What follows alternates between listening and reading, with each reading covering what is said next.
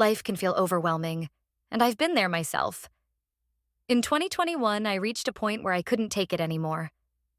This is my story: how I survived, struggled, and eventually found a reason to keep going.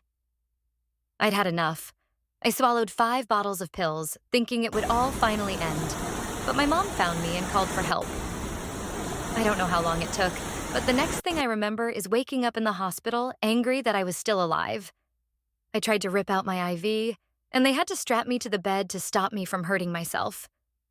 Once they decided I was stable enough, I was moved to the behavioral health unit. Those first days were a blur. My mind was foggy, and I hated being there. I was still mad at the world, mad at myself, and mad that I'd failed. But over time, things started to change. I got intense therapy and switched to a new medication. Slowly, I began to see things differently.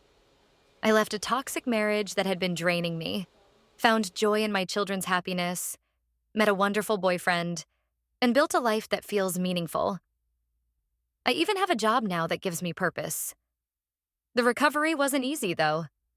For months, I struggled with slurred speech, poor memory, and weakened motor skills. It felt like I'd lost pieces of myself.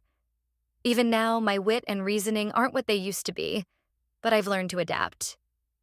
Today, my life is so much better. I'm not in that dark place anymore, though I'd be lying if I said the thoughts don't cross my mind occasionally. It feels like a habit. After years of planning, it's hard to shake the thoughts completely. But now, when those moments come, I remind myself how far I've come.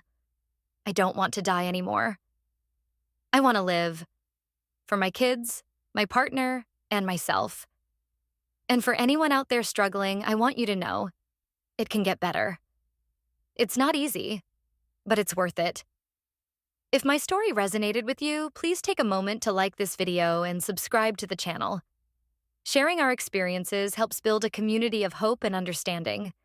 And if you have your own story or thoughts, please share them in the comments below. You never know who might find strength in your words.